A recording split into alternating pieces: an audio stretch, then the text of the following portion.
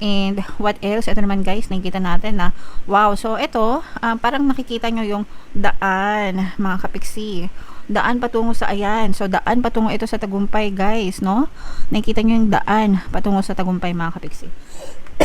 So ibig sabihin nito guys, you are being guided by your spirit guides, mga kapiksi, para makita nyo yung tamang landas para magtagumpay kayo sa inyong buhay.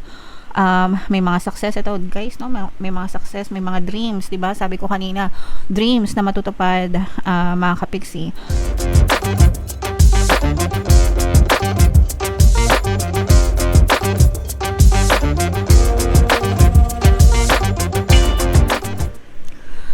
Hello guys, hello Gemini, welcome back to Pinay Pixie Tarot. Ang pamagat ng episode natin for tonight is Bear Months, Kapalaran, para ngayong September, October, November, December guys, para sa Gemini, Sun, Moon, Rising Sign, and Venus. Pero magkakaroon pa rin tayo guys ng separate reading para sa fourth quarter, no, ng 2025. So abangan nyo din yan, mga kapiksi. Unahin natin tong deck na to, tingnan natin yung mensahe para sa inyo guys. Reflection, mga kapiksi. So meron pa tayong 4 months na natitira guys bago matapos ang 2025. Samantalahin nyo itong pagkakataon na to, mga kapiksi, para mag-reflect kayo sa taon na ito. Naging masaya kayo? Naging masaya ba kayo? Naging malungkot ba kayo? Mas positive ba yung buhay nyo ngayon kumpara last year? Naging kontento ba kayo? Meron ba kayong gustong baguhin? Na-achieve nyo ba yung mga goals nyo? 'Di ba? Yung mga sagot doon guys, pwede nyo siyang gamitin kung ano yung gusto nyo gawin for 2026, mga kapiksi. Yeah, so it's a time for reflection para sa inyo guys. Para makapagplano kayo ng mabuti para sa next year, Gemini. Dreams, mga kapiksi. Wow, so dalawang ibig sabihin nito guys. For some of you, pwedeng bago matapos ang taon, mga kapiksi, sa loob ng Bear Months guys, pwedeng matupad nyo yung mga dreams nyo, paano yung mga pangarap nyo, kung meron kayong mga sinet na mga goals and desires sa buhay nyo guys, pwedeng sa loob ng Bear Months ma-achieve nyo yung mga dreams na yan, mga kapiksi. And another message for you is to check on your dreams guys, messages, no? Kasi baka may mga pahiwatig sa inyo ang inyong mga gabay sa pamamagitan ng mga panaginip guys. So kung nanaginip kayo, di ko sure kung vivid dreamer kayo, mga kapiksi, like me.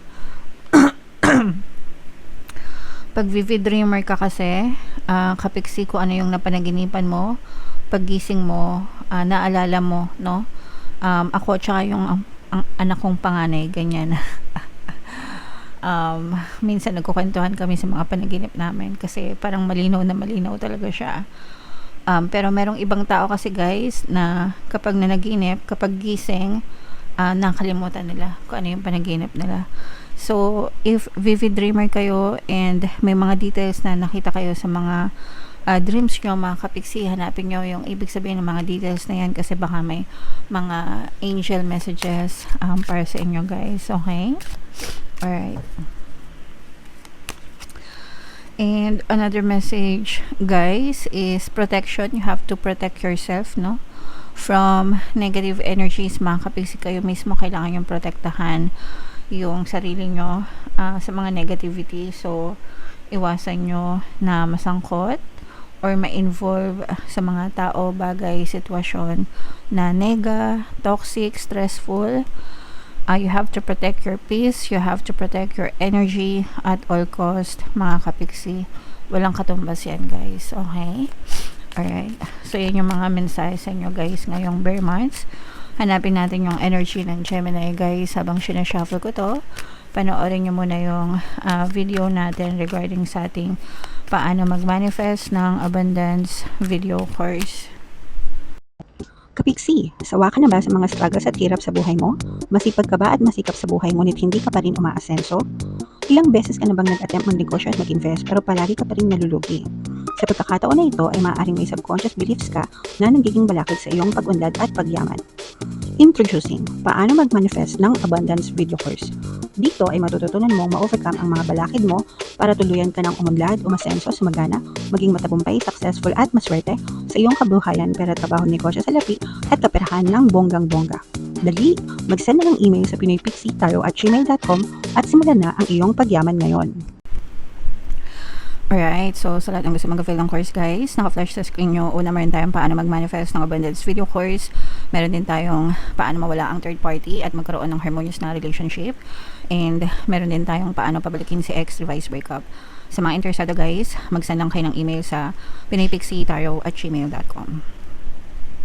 So, Gemini guys, kayo ay represent ng King of Swords sa ating spread. Latag natin yung spread nyo mga kapiksi. And apat na beses tayo maglalatag ng spread guys. Isa para sa September, October, November, and December. Pero anytime guys, sa loob ng 4 months, pwede nyo itong ma-experience guys. And by the way, sa mga naghanap ng mga pampaswerte na lucky charms or lucky bracelet mga kapiksi, no?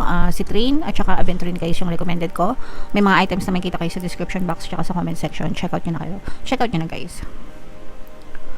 So, this is a very, very positive energy actually, mga kapiksi, no? So, unang-una, unahin natin tong bless kayo, guys. This is the energy of blessings, no?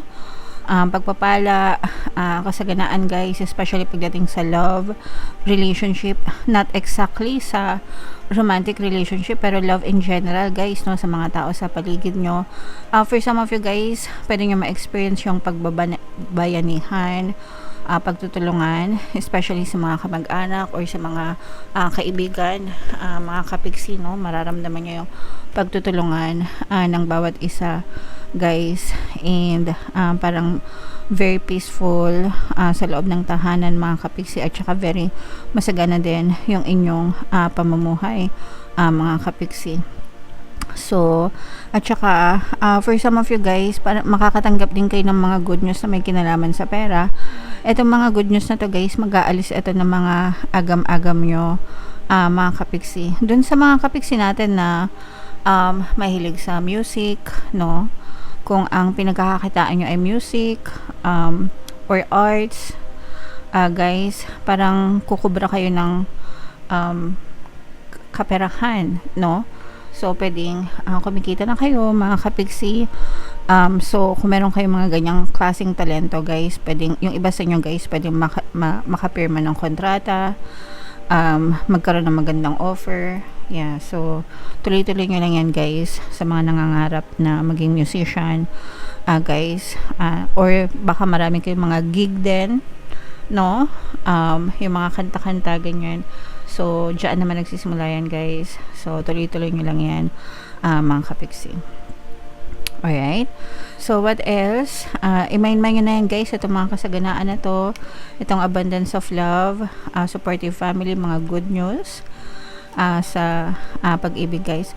Ito naman, this is a warning, mga kapiksi, na maaring may mang backstab sa inyo, guys, no? Maaring may mambackstab sa inyo, mga kapiksi, and this is someone na malapit sa inyo, guys, no? Pwedeng mabackstab kayo sa pera, mga kapiksi, or pwedeng mabackstab kayo sa relationship, pero this is somebody na close sa'yo. This is not a stranger, guys, no? Hindi siya stranger. Kilala nyo siya. So, pwedeng kaibigan nyo, pwedeng partner nyo, or specific person, kamag-anak nyo mismo, but this is a very heartbreaking moment for some of you na pag sinabi yung backstab, guys, maaari kayong maka-experience ng pangtatraidor, panloloko, mga kapiksi ng somebody na very close sa inyo, guys. So, medyo ingatan nyo na lang yung mga pinagkakatiwalaan nyo, and sabi nga dito, guys, you have to protect yourself, okay? You have to protect yourself, mga kapiksi.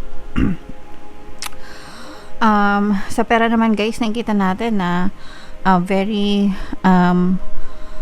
money talaga. Very money. Ibig sabihin talaga mapapalago nyo, guys, no? Lalo pang lumalago, guys, yung inyong mga kitaan. This is more money.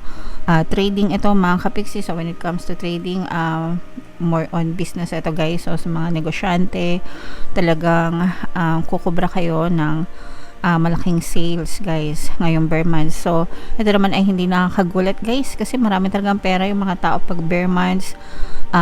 Binibilihan nila yan ng mga pangregalo. So talagang kukubra kayo mga kapigsi. So more money yung maaring, at saka lalago yung mga network ng iba sa inyo. So kung ang pinagkakakitaan nyo ay, let's say for example, social media, lumalago yung mga accounts nyo guys, and maaari na siyang mag-monetize, no?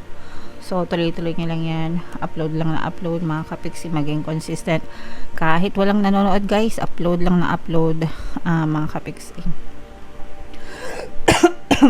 So what else?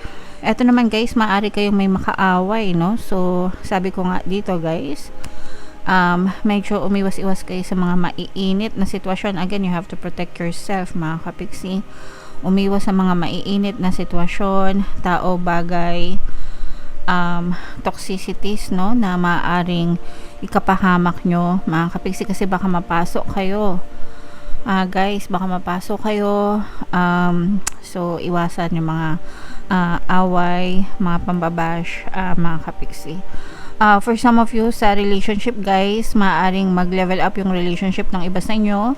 So kung magkaibigan kayo, parang friends to lovers, from lovers to engage, ganyan, engage to marriage, ganyan. So parang nagle-level up mga kapiksi. So magandang mensahe yan pagdating sa relationship naman, kasi ibig sabihin nagiging mas maayos pa yung inyong pagsasama, and parang mas nagiging strong mga kapiksi. Okay?